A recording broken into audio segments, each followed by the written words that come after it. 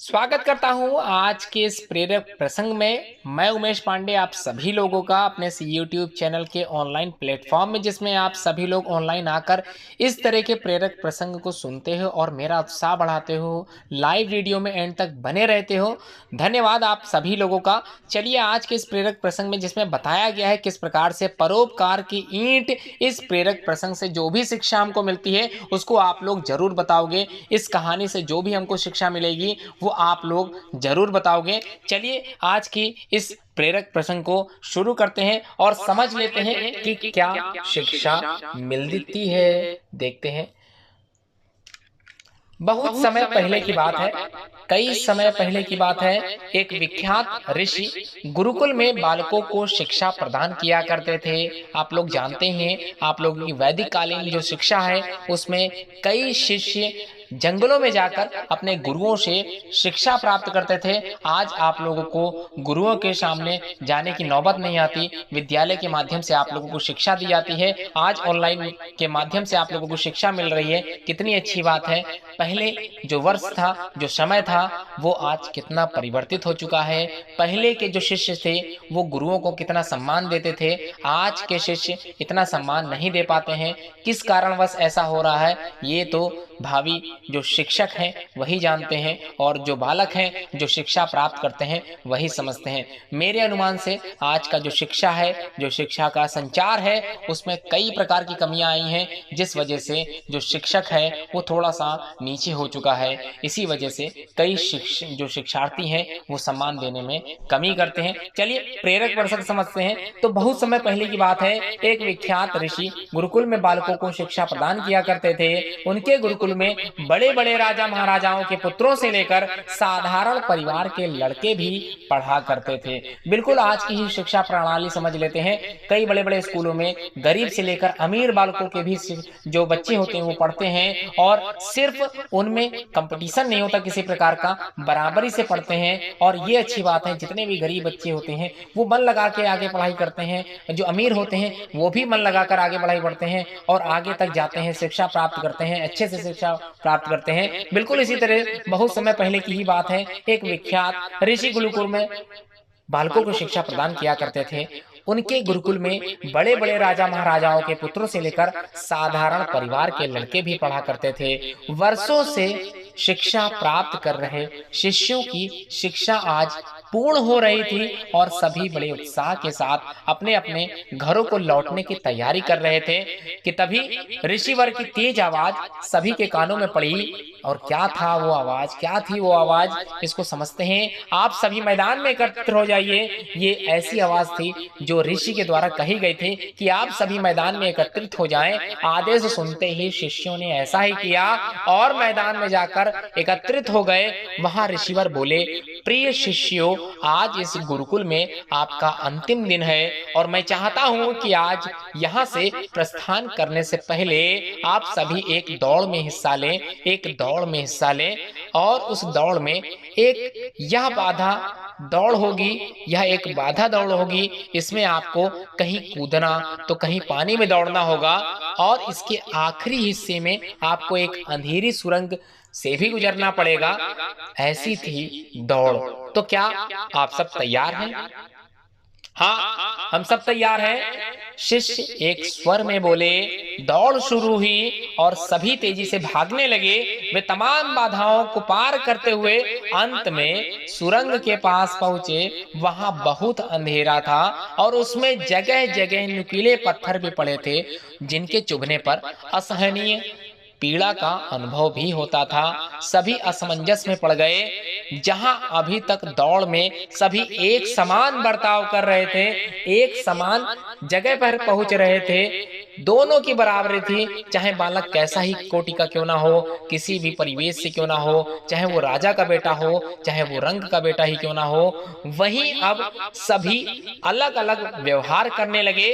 खैर, सभी ने ऐसे तैसे दौड़ खत्म की और ऋषिवर के समक्ष एकत्रित हुए। पुत्रों, मैं देख रहा हूं कि कुछ लोगों ने दौड़ बहुत जल्द पूरी कर ली और कुछ ने बहुत अधिक समय लिया। भला ऐसा क्यों? ऋषिवर ने प्रश्न किया। यह सुनकर एक शिष्य बोला, गुरुजी, हम सभी लगभग साथ साथ ही दौड़ रहे थे, पर सुरंग में पहुंचते ही स्थिति बदल गई, परिस्थिति बदल गई और जो भी स्थिति आई हमारे सामने वो बिल्कुल अलग थी।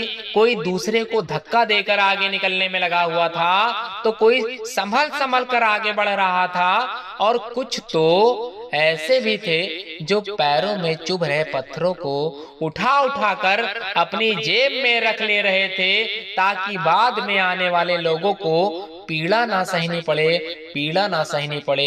कितनी अच्छी बात यहाँ पर इस कहानी के माध्यम से आप लोगों के सामने पहुंच रही है।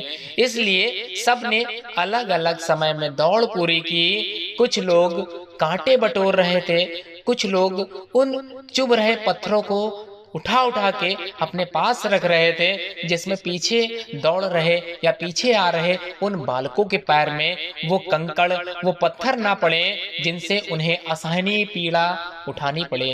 कितने अच्छे बालक थे, कितने अच्छे बालक थे कि कुछ कहा नहीं जा सकता। ठीक है, जिन लोगों ने पत्थर उठाए हैं वो आगे आए और मुझे वो पत्थर दिखाएं। ऋषिवर ने ऐसा आदेश दिया कि जिन लोगों ने पत्थर उठाए हैं वो आगे आ जाएं और मुझे वो पत्थर दिखाएं। ऋषिवर ने आदेश दिया। आदेश सुनते ही कुछ शिष्य सामने आए और पत्थर निकालने लगे, पर ये क्या, जिन्हें वे पत्थर समझ रहे थे दरअसल वे बहुमूल्य हीरे थे। सभी आश्चर्य में पड़ गए और ऋषिवर की तरफ देखने लगे। कितनी अच्छी बात यहाँ पर बताई गई है। जो बालक राह में दौड़ते समय उन कंकड़ों पत्थरों को उठा के रख रहे थे, ये सोचकर कि उनके पीछे आने वाले बालकों को, उनके पीछे आने वाले जो दौड़ में हिस्सा ले रहे थे अभ्यर्थी, उनको वो कंकड़ बिल्कुल ना असहनीय पीड़ा दें, इस वजह से वो कंकड़ बटोर रहे थे। कितनी अच्छी बात है। पर ये क्या, जिन्हें वे पत्थर समझ रहे थे दरअसल वे बहुमूल्य हीरे थे, वो बहुमूल्य हीरे थे। सभी आश्चर्य में पड़ गए और ऋषिवर की तरफ देखने लगे। मैं जानता हूं आप लोग इन हीरो को देखकर आश्चर्य में पड़ गए हैं। ऋषिवर बोले, दरअसल इन्हें मैंने ही उस सुरंग में डाला था और यह दूसरों के विषय में सोचने वाले शिष्यों को मेरा इनाम है।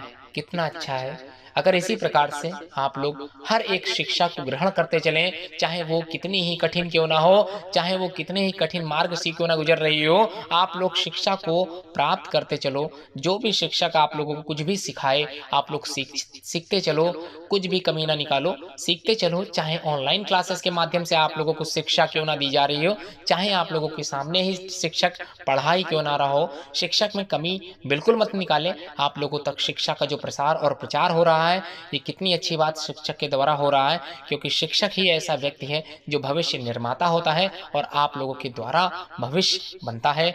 चलिए आगे देखते हैं। दरअसल इन्हें मैंने ही सुरंग में डाला था, ऐसा ऋषिवर ने कहा, और यह दूसरों के विषय में सोचने वाले शिष्यों को मेरा इनाम है। ये इनाम है मेरा उन शिष्यों के लिए जो दूसरे के बारे में सोचते हैं। ये इनाम है मेरा। पुत्रों, यह दौड़ जीवन की भागम भाग को दर्शाती है, जहां हर कोई कुछ ना कुछ पाने के लिए भाग रहा है, पर अंत में वही सबसे समृद्ध होता है जो इस भागम भाग में दूसरों के बारे में सोचने और उनका भला करने में नहीं चूकता है, भला करने से नहीं चूकता है। ये उन्हीं लोगों के लिए इनाम है, ये बहुमूल्य हीरे उन्हीं लोगों के लिए इनाम है। तो आज की इस कहानी से, इस प्रेरक प्रसंग से जो हमें शिक्षा मिलती है उसे भी हम लोग जान लेते हैं। अतः यहाँ से आते जाते इस बात को गांठ बांध लीजिए कि आप अपने जीवन में सफलता की जो इमारत खड़ी करें उसमें परोपकार की ईंटें लगाना कभी ना भूलें। हमेशा परोपकार करते चलें, हर एक पर परोपकार करते चलें और इस प्रकार इमारत खड़ी करें जिसमें परोपकार की ईंटें लगी हों। इसे बिल्कुल मत भूलें। अंततः वही आपकी सबसे अनमोल जमा पूंजी होगी, वही आपकी सबसे अनमोल जमा पूंजी होगी। धन्यवाद आप सभी लोगों का। इस प्रकार से आप लोग इस वीडियो को सुने हैं, पूरी एंड तक सुने हैं। धन्यवाद आप सभी लोगों का। अगली वीडियो नेक्स्ट आप लोगों को कल मिलेगी। सभी लोग उसमें भी इसी प्रकार से अपना सकारात्मक दृष्टिकोण जरूर रखें। धन्यवाद।